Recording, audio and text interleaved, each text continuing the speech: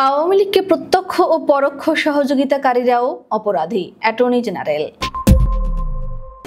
General Mohammad Asaduzzaman বলেছেন, রাজনৈতিক দ্বন্দ্ব থাকলেও আওয়ামী লীগের বিরুদ্ধে সব দল ঐক্যবদ্ধ।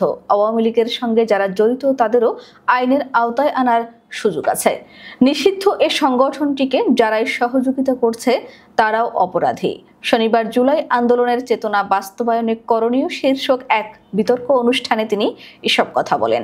মোহাম্মদ আসাদুজ্জামান বলেন, আওয়ামী লীগ এখন নিষিদ্ধ। প্রত্যক্ষ বা পরোক্ষভাবে যারা তাদের সহযোগিতা করেছে তারা অপরাধী হিসেবে বিবেচিত হবে।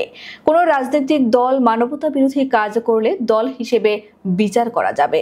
আর আন্তর্জাতিক অপরাধ ট্রাইব্যুনালে দণ্ডিতরা নির্বাচনে অংশ নিতে পারবেন না।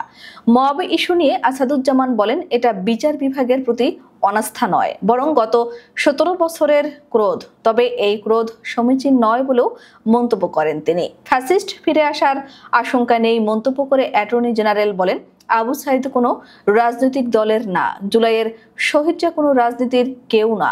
তারা স্বৈরাচার আমলের ভুক্তভোগী হয়ে রাস্তায় নেমেছিল।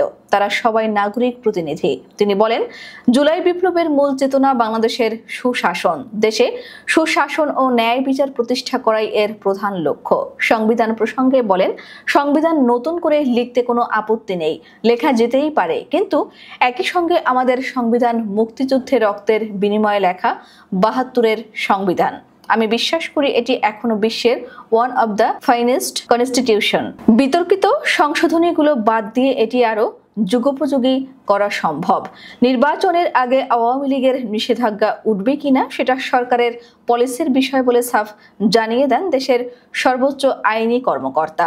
উল্লেখ্য, হত্যা ও নির্যাতনে অভিযুক্ত ব্যক্তিদের বিচারের পরই আওয়ামী লীগকে নির্বাচনে স্বাগত জানানো হবে বলে মন্তব্য করেছেন অন্তর্বর্তীকালীন সরকারের প্রধান উপদেষ্টা ডক্টর মোহাম্মদ ইউনূস।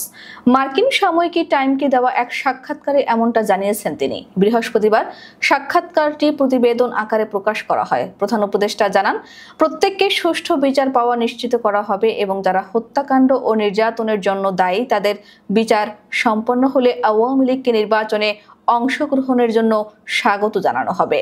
তিনি বলেন, তারা অন্য যে কারো মতোই নির্বাচনে অংশগ্রহণের স্বাধীনতা ভোগ করবে। আমরা তাদের রাজনৈতিকভাবে মোকাবেলা করব। তিনি আরো বলেন, পূর্ববর্তী সরকার এমন একটি পরিবেশ সৃষ্টি করেছিল যেখানে দমন, পীড়ন, হত্যা, মানুষের গুম এবং প্রতিটি প্রতিষ্ঠান ধ্বংস করা হতো। এটি ছিল একটি ফ্যাসিবাদী শাসন ব্যবস্থা।